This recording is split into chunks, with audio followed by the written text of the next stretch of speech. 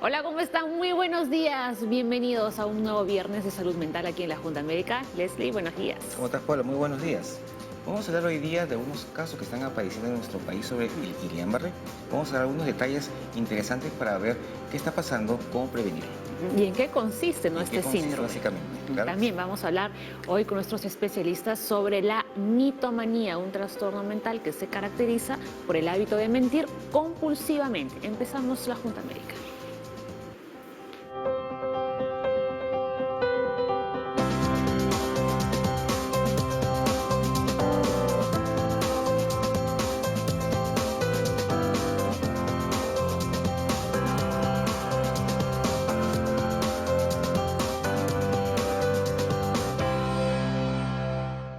Muy bien, como todos los días, estamos en vivo aquí en la Junta Médica y vamos con lo primero, con lo de la actualidad. Este síndrome de Guillain-Barré se están presentando nuevos casos, estamos hablando de una crisis epidemiológica, Alex. Justamente eso es lo que han ido los expertos al norte.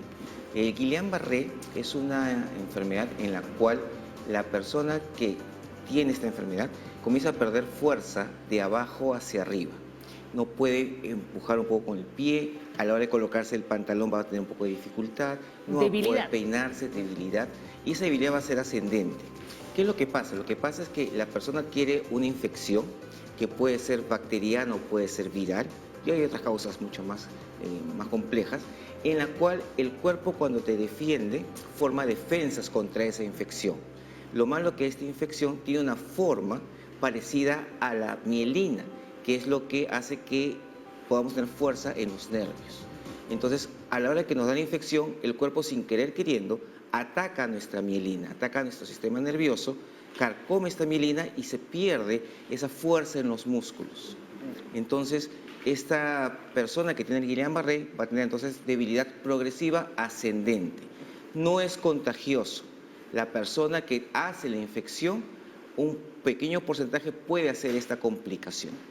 Si está apareciendo varios casos, quizás, o lo más probable es que tenga algún origen viral quizás, o bacteriano, por lo cual se están dando muchas recomendaciones como el lavado de las manos, el lavado de las comidas, la higiene, y todo el mundo dice, pero ¿la higiene para qué? Porque con la higiene evito enfermarme de algo. No significa que porque me va a contagiar, no, sino porque yo debo prevenir cualquier enfermedad, y si soy propenso a que pueda desarrollar Guillain-Barré, lo voy a poder desarrollar. Entonces queda claro que no es que una persona con esta enfermedad nos va a contagiar. Jamás. ¿No? Muy bien. Sí. Vamos a repasar rápidamente cuáles son los síntomas, ¿no?, de este síndrome. Ya lo decía Leslie, uno de los más comunes es el entumecimiento, pero que va de abajo hacia arriba. No va a empezar por los brazos, por ejemplo. Hay una variante que existe que empieza de arriba hacia abajo, que es un 10% más o menos, pero igual, porque esta variante que está haciendo la debilidad va a permitir que el médico vea que está progresando. Ok, esa es la clave, que sea progresivo. No, repasamos entonces, entumecimiento u hormigueo empieza en las extremidades inferiores, ¿no? Algunas veces se puede dar por el caso contrario, ¿no? Dolor o sensibilidad muscular puede ser similar a un calambre, movimiento descoordinado, puede aparecer también visión borrosa y visión doble, presión arterial baja o control deficiente de la presión arterial, frecuencia cardíaca anormal. Sí, una de las cosas que va a ocurrir es que como la persona comienza a perder fuerza en los músculos están en todos los sistemas y aparatos del cuerpo. Entonces, ¿cuál es lo más peligroso de este síndrome? Que conforme va ascendiendo también puede perder fuerza los músculos respiratorios. Las personas con Guillain-Barré hay un porcentaje que van a ir a la unidad de cuidados intensivos para tener apoyo ventilatorio, para que una máquina pueda ayudar a respirar. Después que pasa la infección, nuevamente los nervios comienzan a llenarse de mielina y nuevamente comienza a aparecer la fuerza progresivamente. En teoría, la gran mayoría no tiene ninguna secuela, recupera toda la fuerza normal. Entonces, estas personas, lo que sí, conforme van avanzando con la debilidad, deben ir rápidamente al centro de salud para poder hacer el diagnóstico diferencial. Claro, eso te quería preguntar, ¿no? ¿En cuánto tiempo, digamos, empieza este entumecimiento, empieza a subir? Lo normal, lo que la mayoría de personas presenta es en más o menos 2 semanas. 2 semanas. En 2 semanas va haciendo esta debilidad progresiva que se hace muy evidente. Lo que está apareciendo ahora son muchos casos en que esa debilidad es mucho más corta. Por eso, ante cualquier debilidad, ir al centro de salud para poder ver qué está pasando. Hay muchos diagnósticos diferenciales y este pues es uno de ellos que está apareciendo, y por la temporada de cambio de clima, más infecciones respiratorias, algunas infecciones que causan diarreas que podrían ser causantes de este síndrome. ¿No? Hemos visto estos casos sobre todo ahora en el norte, Sí. pero también hay en Lima. Sí, los hospitales de Lima están llegando pacientes que están teniendo debilidad y que están siendo evaluados por los neurólogos en las unidades de emergencia y por los colegas de cuidados intensivos para ver si ameritan entrar a la unidad de cuidados intensivos para un soporte mayor o quizás simplemente un soporte en un cuarto regular. Muy bien, a ver, ¿se puede evitar este síndrome del Guillain-Barré? Pues sí, se puede evitar. ¿De qué forma? Pues tomando en cuenta estas consideraciones. A ver, lavarse las manos frecuentemente, como lo decía Leslie, ¿no? Evitar comer en lugares de dudosa higiene, lavar bien las frutas y también las verduras, ¿no? No acumular agua en floreros y maceteros y evitar acercarse a personas con infecciones respiratorias. Claro, lo que pasa, Paola, es que no todos van a ser Guillain-Barré. Exacto. Hay una predisposición. Hay una predisposición. Entonces, de 100 personas que se resfríen por un enterovirus, por ejemplo, o que tengan diarrea por el enterovirus, uno podría ser.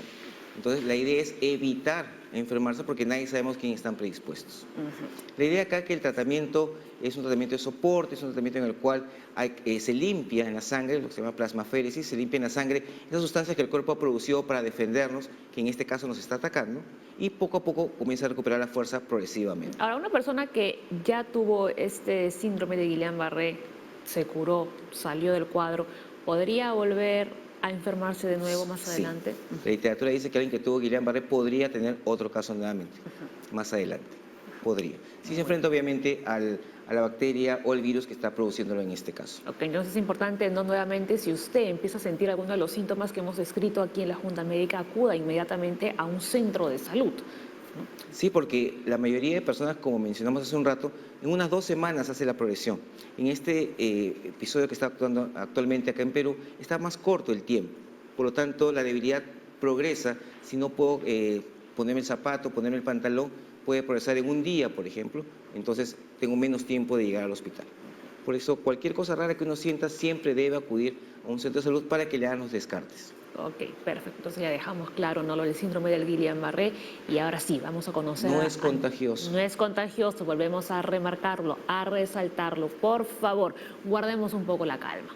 La calma y básicamente prevenir enfermarse, en este caso del invierno, pues cualquier infección respiratoria, y comer en lugares adecuados porque Campylobacter, que es una bacteria que causa diarreas, está muy asociado al Guillain-Barré. Mucho cuidado, ¿dónde comemos? ¿No? A ver, ahora sí, vamos a conocer a nuestros médicos invitados el día de hoy aquí en la Junta Médica, y esto lo contábamos al inicio, vamos a hablar de la mitomanía. Leslie, caras conocidas de nuevo que regresan al programa, ¿no? Estamos muy contentos de recibirlos Sí. nuevamente. A ver. Como siempre, estamos con el doctor Olaf Romero. El doctor Olaf es psiquiatra del Instituto Nacional de Salud Mental Honorio Delgado Hideo Noguchi, y Daniel, pues ya lo conocemos, Daniel Dreyfus, psicólogo clínico del Centro de Psicoterapia Psicoanalítica de Lima. Muy bien. Bienvenidos al programa. Hablamos hoy de la mitomanía. Hemos recibido ya varias consultas, atención, a través de las redes sociales, ¿no? Desde ahora les agradecemos por escribirnos todos los días. Daniel, Olaf, la mitomanía. Decíamos al inicio que es el hábito de mentir compulsivamente. ¿Esto es así? Sí, efectivamente, son personas que no pueden,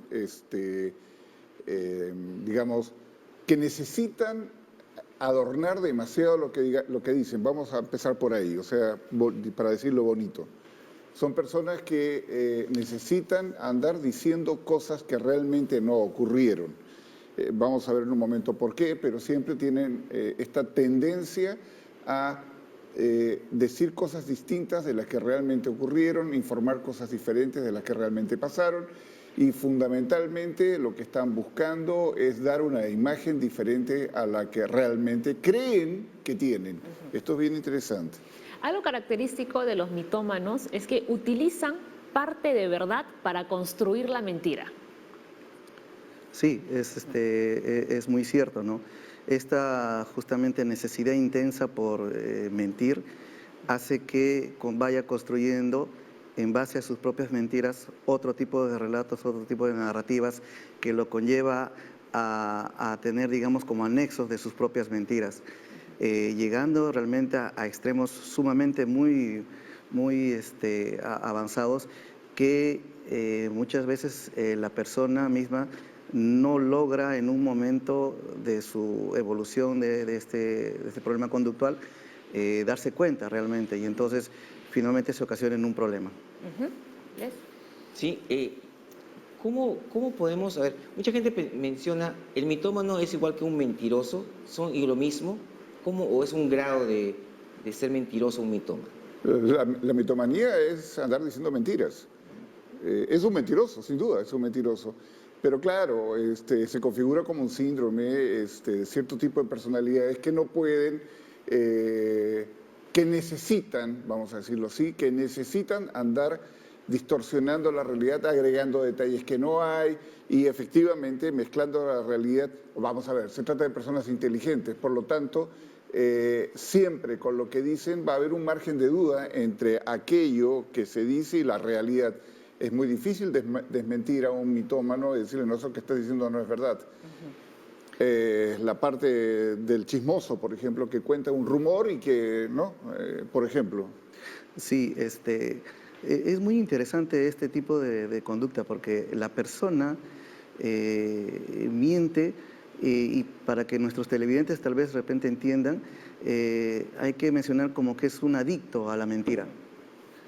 Una persona que encuentra finalmente satisfacer sus propias necesidades para calmar su ansiedad, su disconfort que le ocasiona, y entonces trama, tergiversa, desdibuja una realidad para muchas veces no tener ningún tipo de condición específica. Claro, ¿no? Porque Leslie decía, es lo mismo un mentiroso que un mitómano, pero como dices tú, hay grados porque realmente en este planeta creo que no hay nadie que no haya hecho una mentira. No, no hay nadie. O sea, No hay en nadie. algún momento de nuestra vida hemos mentido, ya sea piadosa o por lo que sea. Para colmo existe este tema de decir las mentiritas blancas, para que no sufran, no le vamos a contar. Bueno, hay gente que a veces, eventualmente, necesita, digamos, adornar la realidad contando el cuento de una forma diferente, o agregando, o omitiendo detalles, o agregando detalles para que, dos cosas, o la persona que necesita recibir una noticia no sufra, pero lo más frecuente, y ahí va hacia la mitomanía, se trata de personas que buscan estar dando una imagen que no corresponde a su propia imagen. Necesitan estar causando una impresión, necesitan estar protegiéndose de algo, queriendo llamar la atención, en fin, son personas que de alguna manera tienen, para comenzar, cuando uno los analiza a profundidad, una muy baja autoestima y una creencia que su propia realidad no es suficiente. Sí, dado que estas personas en el transcurso del tiempo tienen un déficit en sus habilidades sociales, generalmente muchas veces están haciendo porque tienen una autoestima muy baja, que inclusive se desarrolló o se inició desde sus inicios en el apego, en su infancia, en su adolescencia. Y entonces esto va como que armando todo el cuadro y finalmente se expresa ya en la adultez, a partir de los 18 años. Y entonces, conforme va avanzando esta situación, la persona, si bien es cierto, al inicio puede ser consciente de sus mentiras, llega un momento en el cual puede llegar a creerse las mentiras, ¿no? De ahí viene el término de pseudología fantástica también. Muy bien, es un tema bastante amplio e interesante, lo vamos a seguir abordando ahorita, ¿no? En un ratito. Antes tenemos una consulta para irnos a la pausa, ¿no? Tenemos, a ver, Leslie, esta llamó Joya Villanueva desde Cajamarca. Dice, tengo dolor en la rodilla izquierda y en el hombro del brazo derecho. Además, se me adormecen las manos. ¿Eso es un síntoma de Guillain-Barré? No, eso es histeria conversiva. Normalmente con lo que es Guillain-Barré usualmente simétrico. Comienza en ambos pies y va subiendo en forma ascendente. No es tan disperso. Si hubiese un Guillain-Barré que empieza en las 4 extremidades, debería ser como que parejito y ascendente y progresivo. O sea, no es un Guillain-Barré. Ok, vamos con otra que nos ha llegado, otra consulta también sobre este tema. César dice, ¿cómo podemos evitar la enfermedad Guillain-Barré? Bueno, nuevamente vamos a repetir, ¿no? Sí, muchas de las causas son infecciones virales, infecciones bacterianas, que es lo más frecuente y lo más común, es evitando enfermarse. ¿no? Las infecciones bacterianas, la principal es el Campylobacter, que causa diarreas por comer en sitios de mala higiene o malos hábitos higiénicos, y las infecciones respiratorias tipo virus influenza, otros virus Coxsackie, enterovirus, muchos virus que también lo podemos adquirir vía respiratoria. Por lo tanto, evitar contacto con gente que esté enferma, uno. Si vamos a ir en los transportes públicos, mucha gente estornuda con la mano, agarra los pasamanos y uno lo agarra y se agarra la cara y se está contagiando de algo. Limpiar siempre las manos llegando a la casa, no agarrarse la cara, toser o estornudar usando el codo, cosas que usamos usualmente para evitar enfermarnos de algo. Muy bien. Ahora sí, nos vamos a la pausa, pero antes tenemos otra consulta. Esta sí es para nuestros invitados. No estamos hablando de la mitomanía. María Luisa Rodríguez dice, los niños son muy fantasiosos e imaginativos. ¿Cómo detectar la mitomanía en niños? ¿A partir de qué edad se puede decir que una persona es mitómana? Se responde después del corte. Ya regresamos.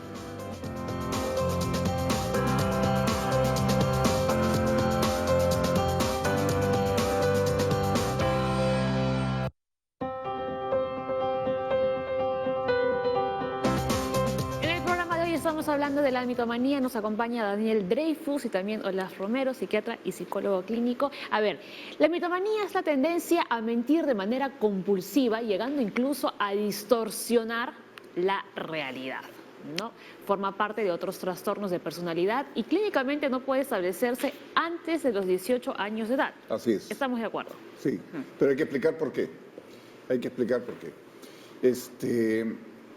Resulta que es obvio, pero para nosotros, los especialistas, de que un niño no piensa ni ve la realidad de la misma forma que un adulto. Por lo tanto, la intencionalidad de contar un cuento tiene otras razones. Ningún niño es mitómano, pero todos los niños y las niñas inteligentes aprenden rápidamente que hay formas interesantes usando el lenguaje para llamar la atención, para protegerse de un castigo. Nuestros hijos no son masoquistas. Para echarle la culpa, a poner responsabilidades afuera de uno. Esto los niños lo aprenden rápidamente, pero el sistema de pensamiento, la manera en que organizan su realidad, los exime de la conciencia y el manejo clarísimo que el mitómano hace de la realidad externa. Entonces, Daniel, no podríamos hablar de mitomanía en niños, como pregunta para nada, María Luisa. Absolutamente no. Y ya se planteó 18 años.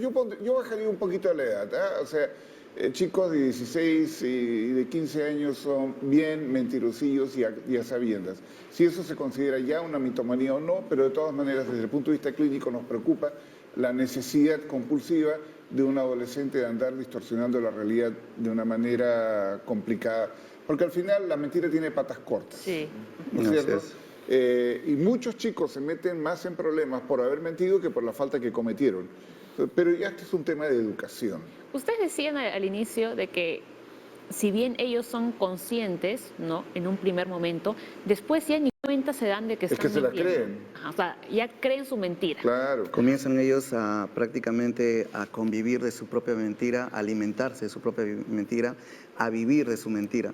Y ese lapso de tiempo es justamente donde puede ya realmente manifestarse todos los problemas que conlleva una persona con rasgos mitómanos o con conductas mitómanas. Entonces ahí hablamos de un trastorno más severo, digamos. Sí.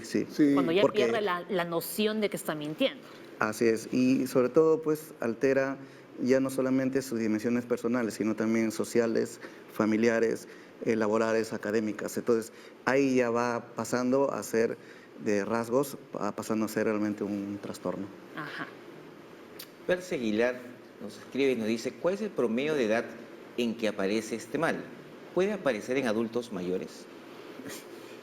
A ver, ya se dijo que todos mentimos un poco, mucho, poquito. No existe alguien que alguna vez no haya contado algo que no es exactamente lo real. ¿Puede aparecer en adultos mayores? Yo sería muy cauto en poner la etiqueta mitómano. Sería muy cauto. Yo sería de la idea de preguntarme por qué esta persona, para qué esta persona necesita contar las cosas de una forma tal que no coincide con lo que realmente ocurrió, o si es que realmente ocurrió lo que No, porque llega un niño chico y dice, mamá, metí 7 goles y ni siquiera jugó fútbol. Eso es frecuente, eso puede pasar y no tiene mayor trascendencia. Pero en un adulto mayor, a ver, ¿cómo podría mentir un adulto mayor? ¿Diciendo que no le duele algo que le debería doler? ¿Diciendo que puede ver bien y ya no puede ver bien? ¿Diciendo que tiene todas las facultades para manejar porque le van a quitar el brevete y en realidad ya no puede manejar? O sea, ¿qué otro sentido tendría mentir? Claro, a veces esto está mezclado. Lo que pasa es que la mitomanía no es un síndrome en sí mismo. Viene siempre junto con una estructura de personalidad en la cual distorsionar la realidad y contar cuentos que no corresponden a lo real es la manera en que se manifiesta, es un síntoma. Un paciente adulto mayor puede estar con demencia fácilmente. Además, ¿No? demencia, Alzheimer, claro. Hay diferentes entidades nosológicas que pueden aparecer en ciertas etapas de la vida y que se acompañan de este tipo de síntomas. Y hay que considerar para los televidentes que estén también bien claro, la mentira es un síntoma, no es una entidad específica que podremos nosotros considerarlo. Entonces, va a estar enmarcado dentro de nosologías específicas como trastornos de personalidad, como bien decía Leslie, por ejemplo, en un estado de demencia, y si se da ya, pues, como frecuentemente en la adultez, ahí es donde aparece. Lamentablemente, la mitomanía es un aspecto que está muy poco estudiado. No hay estadísticas, no se tienen muy pocas, solamente casos específicos, relevantes que se toman en cuenta y nada más, ¿no? Entonces, porque la mentira per se es parte de todo un ente nosológico. ¿Usted Una no tenía personalidad- en la consulta algún mitómano? ¿Perdón? ¿Han tenido en la frecuente. consulta? ¿Es frecuente? Es Pero muy claro, frecuente. escúchame. ¿Y llegan Ah, ellos así solitos? ¿O cómo hacen? No, a ver, No. por ejemplo, ¿dónde vamos a encontrar probablemente una distorsión con estas características de realidad? En una personalidad psicopática, ¿no? Que te cuenta cosas además te envuelve en una historia extremadamente seductora y no es real. Pero es el síndrome que lleva a este tipo de cosas.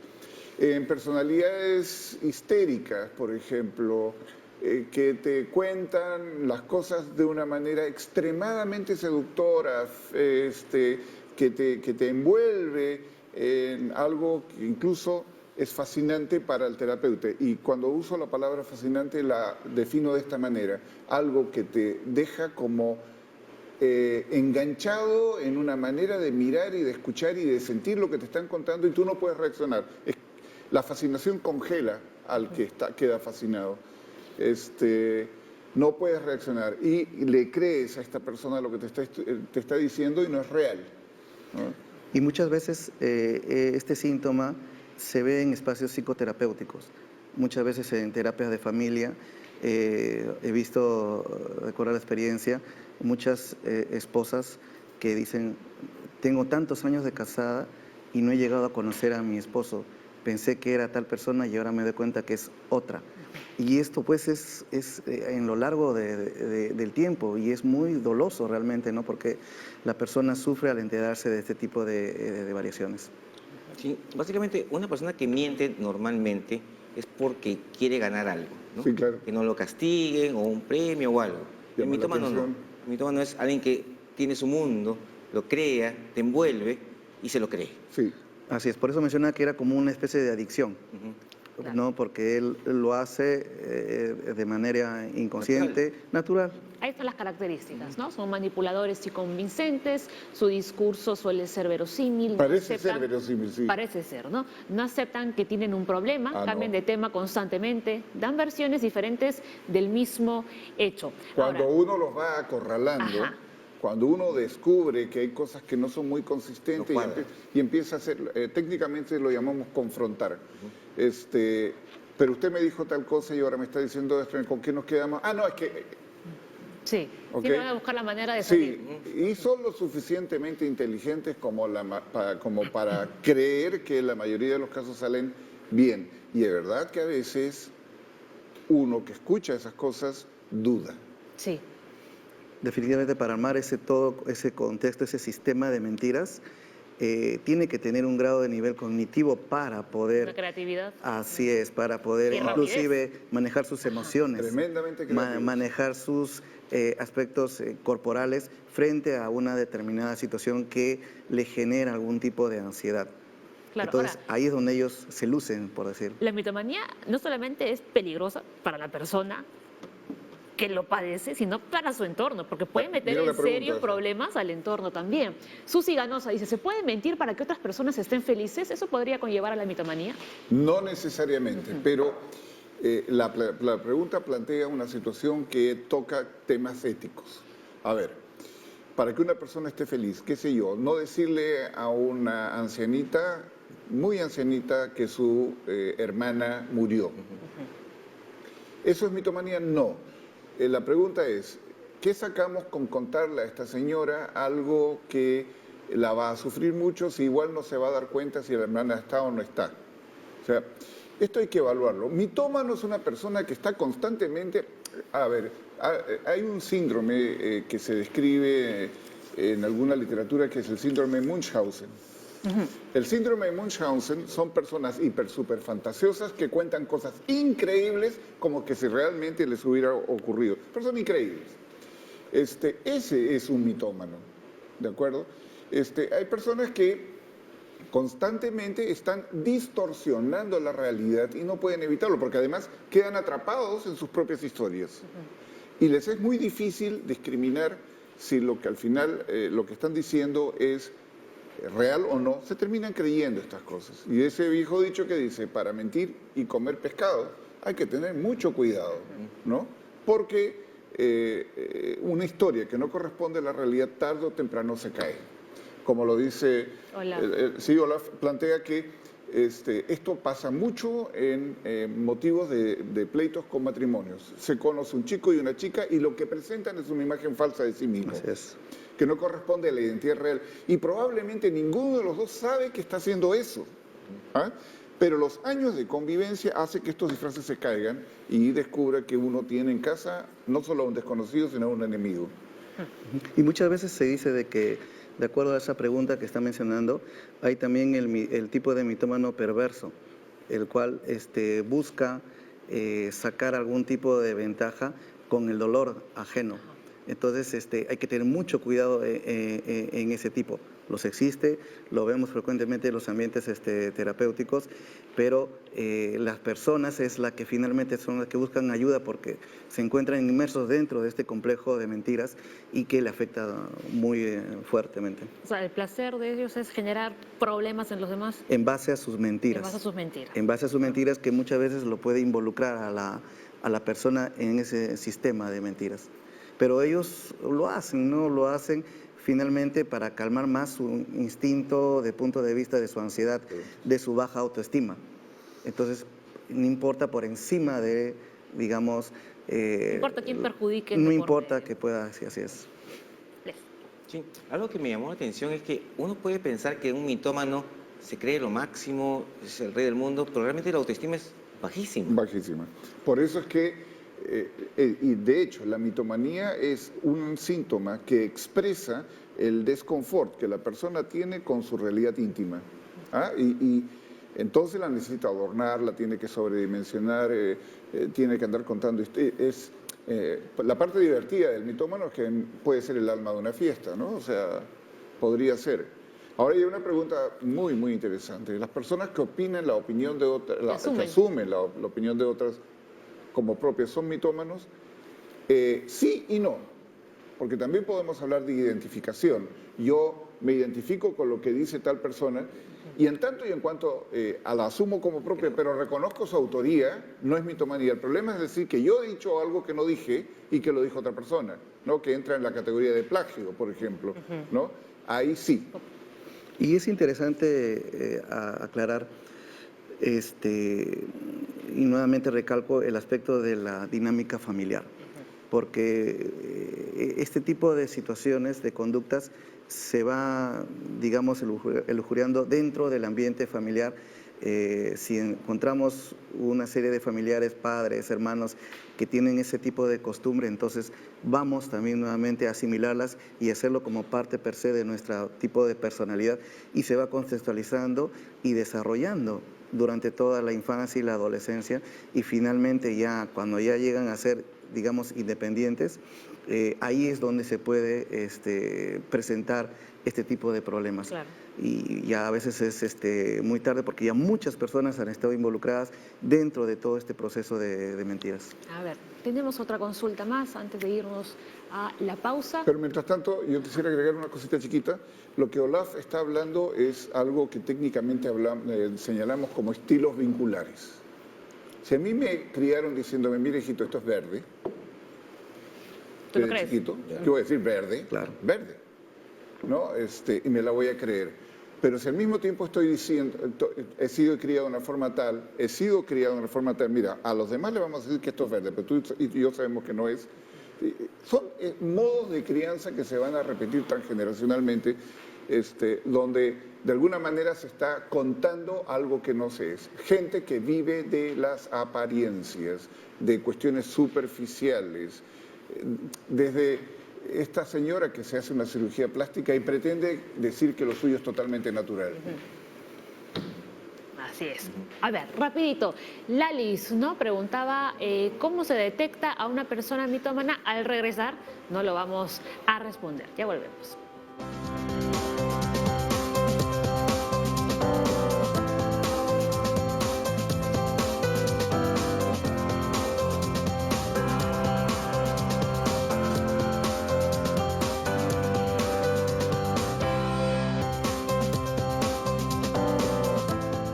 Rápidamente, vamos a ver cuáles son los tipos de personalidad con rasgos mitómanos. A ver, la personalidad histriónica, sociopática, el borderline, narcisista, una personalidad inmadura y el síndrome de, ¿cómo era? Munchausen. Munchausen, sí, como decía, ¿no? Sí.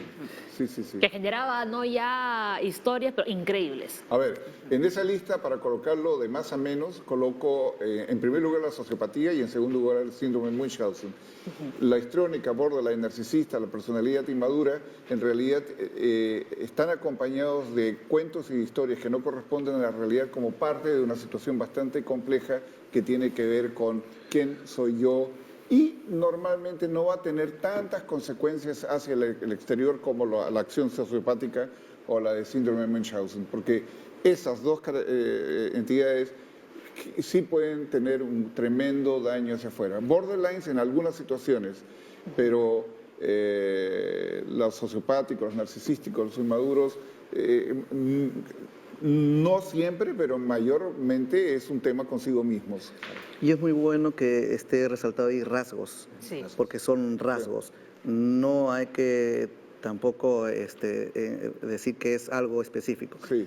Ese tipo de trastornos psiquiátricos tienen o se acompañan de rasgos de mitomanía, o sea, conductas mitómanas. Hay más que eso. Pero hay más que eso, Claro. inclusive los síntomas en cada uno de ese tipo de personalidades son mucho más relevantes que la conducta mitómana, pero es parte de todo su contexto psicopatológico. Así es. Sí, mucha gente que tiene esta capacidad de mentir y que se la cree, pues tiene ciertos rasgos.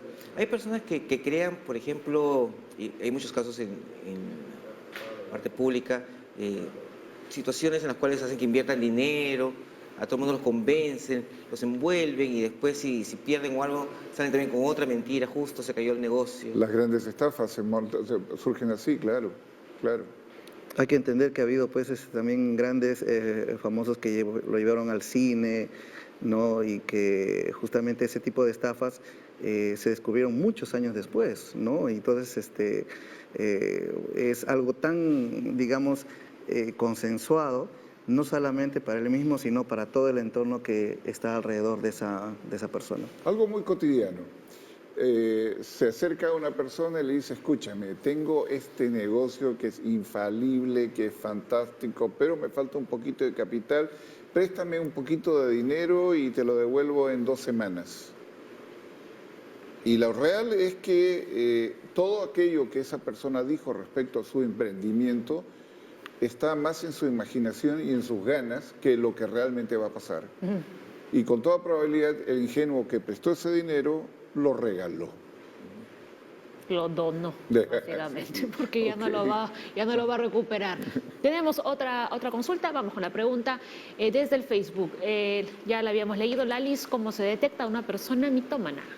Sí, esa pregunta estaba al inicio, ¿no? Realmente no es fácil detectarlo, ¿no? Porque hay muchos aspectos desde el punto de vista conductual, psicológico, que el paciente lo ensimismiza como parte de su propia personalidad, de su propia forma de actuar. Y que si uno de repente no está adecuado o no tiene el expertise para poder detectarlo, uno puede convivir con esa persona. Hasta que empieza a As- descubrir, como dice Daniel, las mentiras tienen patas cortas. Ahora, Así ¿qué se es, hace? así es. ¿Qué se hace más bien? Si la cosa es que el mitómano puede ser alguien realmente importante para mí y entonces, ¿por qué no lo voy a creer si es una persona para mí con algún valor afectivo?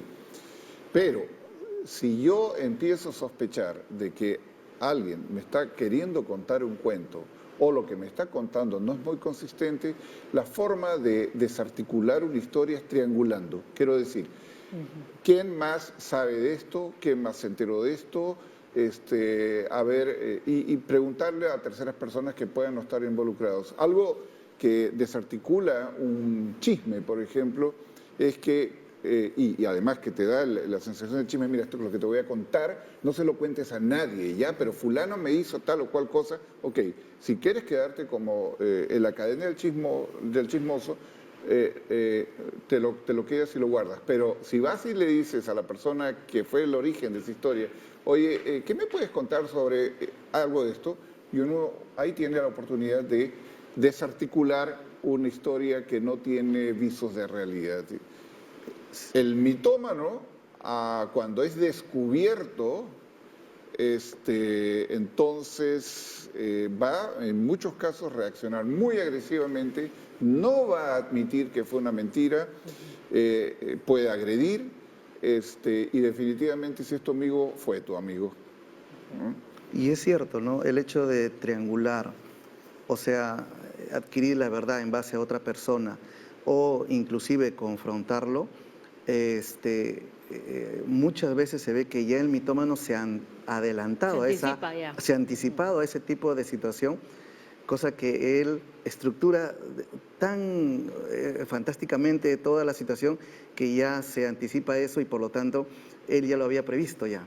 Ya sabía que tú le ibas a preguntar a tal persona o a otra persona y entonces no es, por eso yo decía al inicio, fácil inmediatamente de detectarlo porque puedes triangular, pero esa persona, no, sí, me ha dicho que sí, entonces finalmente vas entendiéndole que no, entonces uno como que si estuviera equivocado y él no. Entonces ahí es, digamos, lo complejo de este tipo de conducta. Claro, porque encima te manipula. Así es, así es. A ver, Luisa Fernanda dice, ¿se debe castigar a un niño cuando miente? Luisa Fernández es una pregunta realmente interesante, muy, muy interesante. El tema es ahí castigar o no castigar. La tendencia es que tendríamos que castigar a un niño que miente, pero ahí lo que estamos haciendo es corrernos el riesgo de un círculo vicioso. Porque si vamos a castigar que un niño nos mienta, no tenemos ninguna garantía que nos siga mintiendo más adelante para evitar el castigo. Lo que sí tiene que entender cualquier ser humano, pero obviamente esto se educa mejor que nunca desde la niñez, y estoy hablando de niños desde 4 años en adelante, es haciéndole ver que no contando la verdad de lo que ocurrió es peor. Esto requiere una conversación y una demostración de las dificultades que se ha creado él solito contando algo que no corresponde con lo real. Cuando un niño miente probablemente se está defendiendo de nosotros, de nuestra propia agresividad, de nuestra propia angustia y obviamente de ser humillado con el castigo que a un adulto con el rol parental se le ocurre aplicar. Es muy interesante esa pregunta porque tanto en niños como adolescentes, si nosotros le agregamos el valor punitivo a esa mentira descubierta, entonces el niño va a estructurar, o el adolescente, y por lo tanto lo va a manejar mucho mejor en la próxima vez que lo va a realizar. Claro. Entonces es tal vez un error que cometemos nosotros los padres al tratar de encontrarle una solución con el castigo frente a una mentira. O sea, Lo más indirectamente lo estamos llevando a que siga mintiendo. Así es, Sí, lo más claro. importante es que el niño o el adolescente entienda la magnitud o la definición del acto que ha hecho y lo comienza a ensimismar en aras de que no lo vuelva nuevamente a repetir. Sí, justamente Jackie nos escribe en el Facebook y nos dice lo mismo. ¿Cómo frenar las mentiras, pero ahora que dicen los adolescentes? A ver, parte de la dinámica entre adolescentes y sus padres, entendamos la adolescencia como dividida en tres grandes etapas. La pubertad, que va a terminar 13, 14 años, la adolescencia intermedia, que va a ir de ahí en adelante hasta mediados de una carrera universitaria actualmente, y la adolescencia final, que es ya lo que viene antes de la adultez. No hay edades muy claramente definidas y la cultura en estos momentos, la sociedad y las exigencias están corriendo y difuminando un poquito esto. Pero los adolescentes, especialmente en su etapa intermedia, van a estar constantemente en peleas y dificultades con sus figuras parentales. Es parte del tema, la confrontación generacional que se llama. Y por lo tanto, van a surgir con frecuencias historias para poder defenderse de situaciones que le crean tensión, angustia, que van a conducir a algún tipo de castigo. Van a defenderse contando algo que no es lo real, por lo tanto una mentira. Si los padres somos lo suficientemente sagaces, suficientemente claros, si estamos muy presentes y conocemos a nuestros hijos, si sabemos dónde están, con quién están y chequeamos esto, triangulamos esto, si no nos creemos las historias directamente, entonces el adolescente se va a ver en la necesidad de no poder mentir, pero que va a tratar de hacerlo, lo va a tratar de hacer de todas formas. ¿No es cierto? La niña que sale a la casa de una amiga a estudiar y en la mochila lleva la ropa que se va a poner para la fiesta, a la que se va después de llegar a la casa de la amiga, por ejemplo. Y historias por el estilo entre adolescentes son muy frecuentes. No, mamá, no tomé más que así el poquitito de ron. Y el chico es una uva caminando en dos patas. O sea, Y es parte del desarrollo psicológico también de los adolescentes, esos rasgos de conductas psicopáticas, que es una de ellas el mentir. El asunto es de que a veces, como muy bien lo ha dicho Daniel, los padres no llegan a conocer a sus hijos. Sí. o les tienen miedo. O Por eso. temen que si sus actuaciones de ellos o no se sienten con la capacidad de corregirlos. Entonces dejan o delegan al abuelo, a la nana, o porque están ellos trabajando o dedicándose a otro tipo de cosas. Y lo más resaltante es que en el momento terapéutico, el padre le pregunta delante de uno al hijo, ¿tú crees que estás así? ¿Por qué has hecho? Y uno comienza a pensar de que se ve el nivel de lazo vinculares que hay entre esas dos personas y que, bueno, pues lamentablemente va llevando, ¿no?, desde la niñez hasta la adolescencia. Y entonces estos padres tienden a justificar mucho su actuar como padres. Ahora, hay padres que son también muy poco permisivos y que los niños tienen que, bueno, los adolescentes tienen que inventar una y mil historias para poder salir y... Eso es salud. ¿no? ¿Sabes qué es eso es Sí. salud? Un chico que va a luchar contra esa rigidez y actitud represora de figuras parentales que son, en realidad, esa manera de controlar no es sino expresión de mucho miedo y de angustia de los adultos, Sí. que tenemos mucho miedo que a nuestros hijos les pase algo, por Sí. supuesto, pero no tenemos recursos adecuados como para negociar bien con un adolescente con quien hay que tener una distancia saludable. ¿Ah?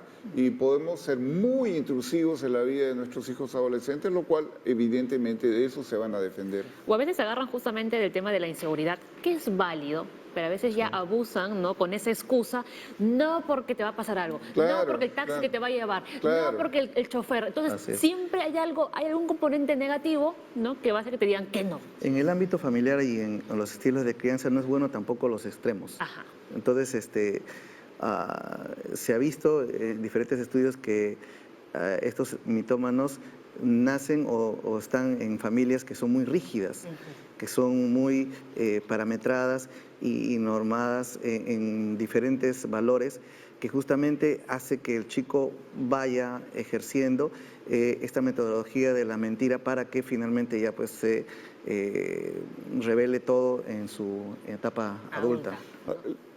Antes de ir a la pregunta, quiero agregarle una cosita más. Es que, o justo eso, ¿no es cierto? Sí. Los mitómanos son felices al mentir. No necesariamente, pero tienen una actitud de triunfo. O sea, el hecho de que yo te haya engañado, que yo te haya convencido de algo, te crea una sensación de control y de triunfo. No lo podría poner en la categoría de felicidad, alegría, no, eso no tiene nada que ver, pero sí hay una actitud triunfante, ¿ah? O sea, yo te controlo. Muy bien, hacemos un pequeño corte informativo y ya regresamos aquí en la Junta Médica.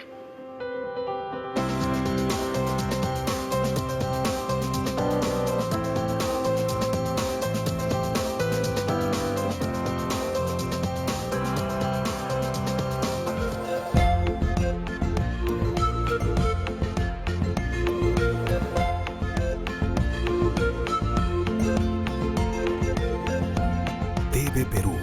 Somos todos.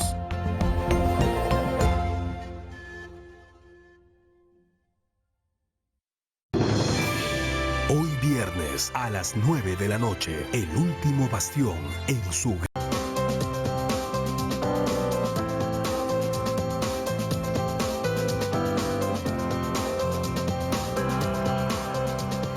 Vamos ya con lo último del programa, con las consultas. A ver, nos había escrito Sergio, por favor, ponemos la consulta en el plasma.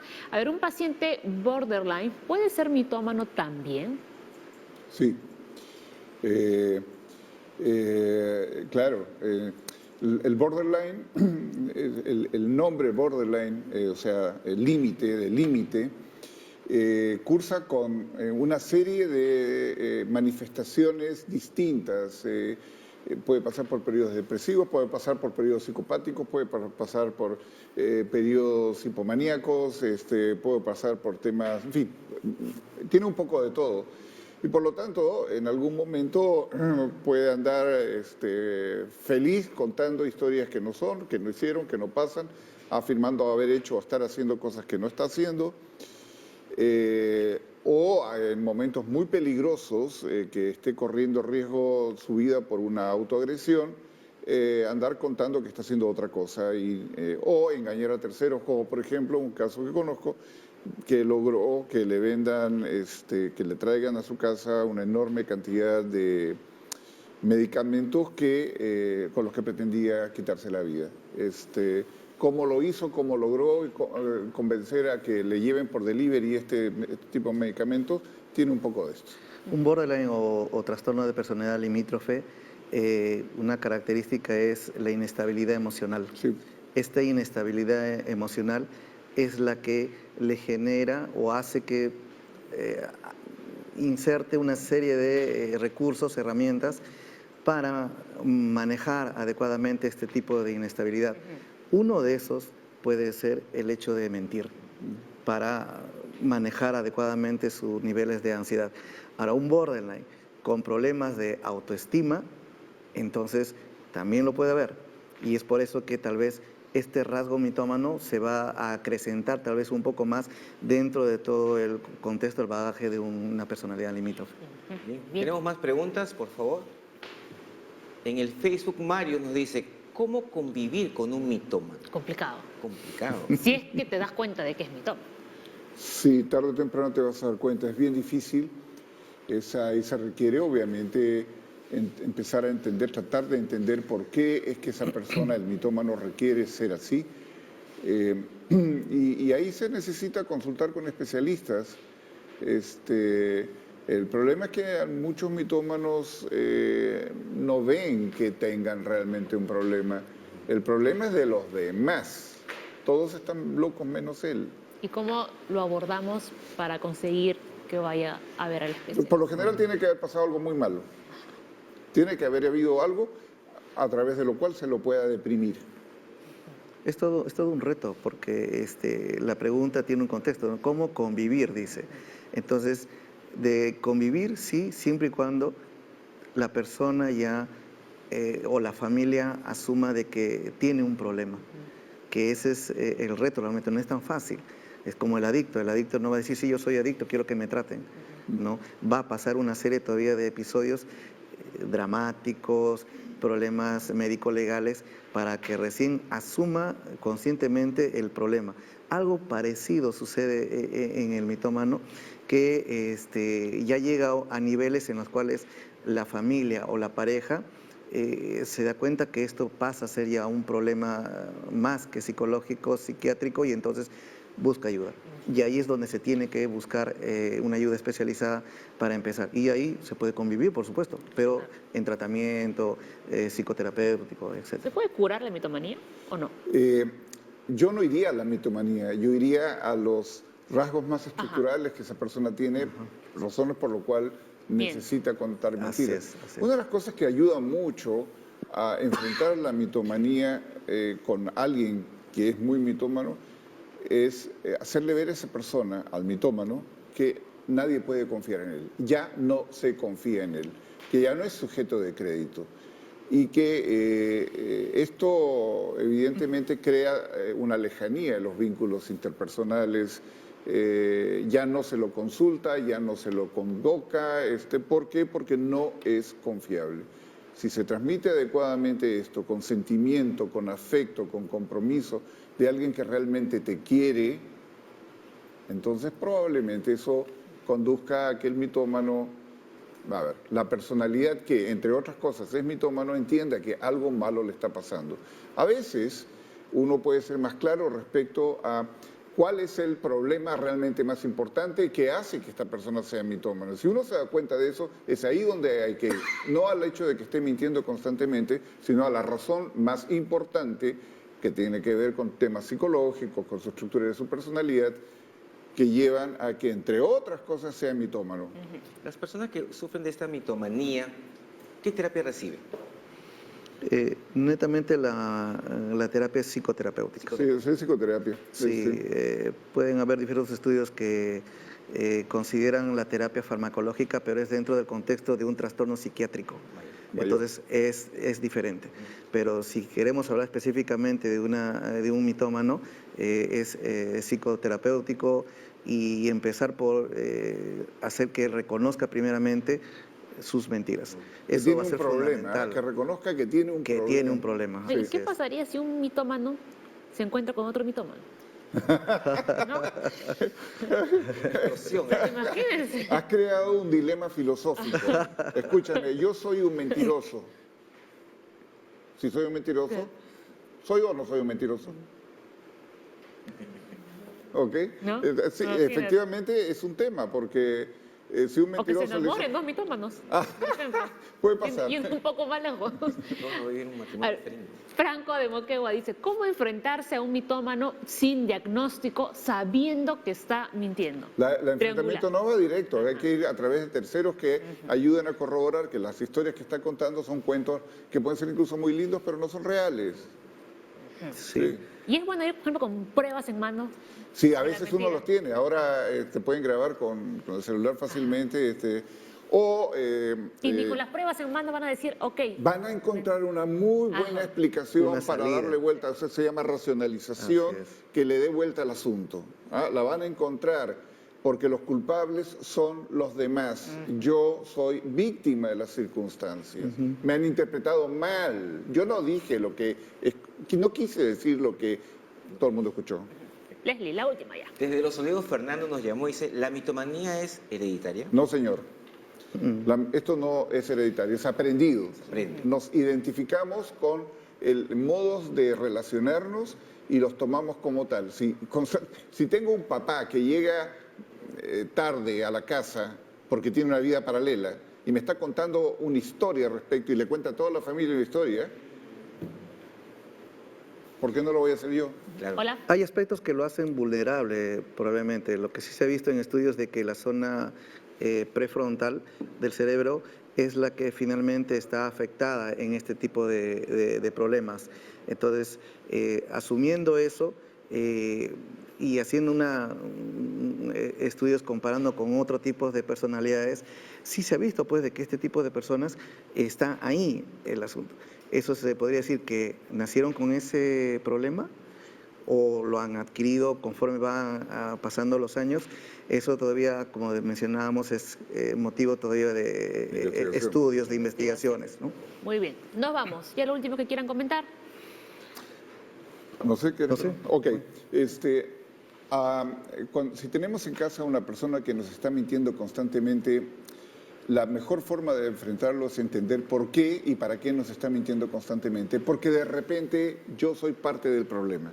O sea, me está contando a mí cosas que no son reales porque a mí me teme. Entonces soy parte del problema.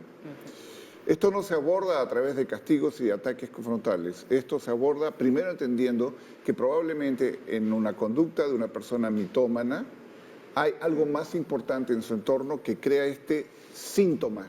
Síntoma es una expresión de un malestar más grande que hay atrás y quizás es inconsciente.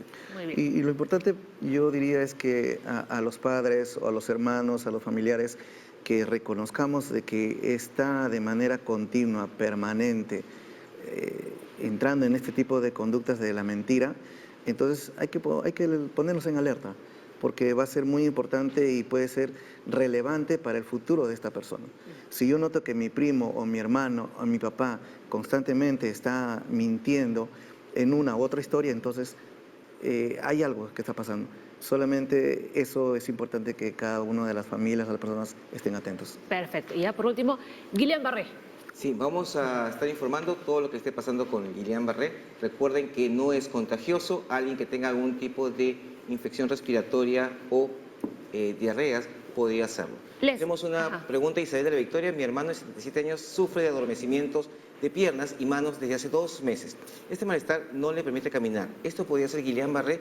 Usualmente no. La edad misma hace pues que pueda tener muchos problemas de fondo, quizás diabetes, enfermedad renal, enfermedad hepática, que esté teniendo adormecimientos, deficiencia de vitamina B12. Lo que requiere es una evaluación por un neurólogo para que lo pueda evaluar y diga pues qué enfermedad está teniendo. Mucho tiempo para un Guillain-Barré. Muy bien, perfecto. Gracias por habernos acompañado. Que tengan un feliz fin de semana. El lunes nos reencontramos. Chao, chao.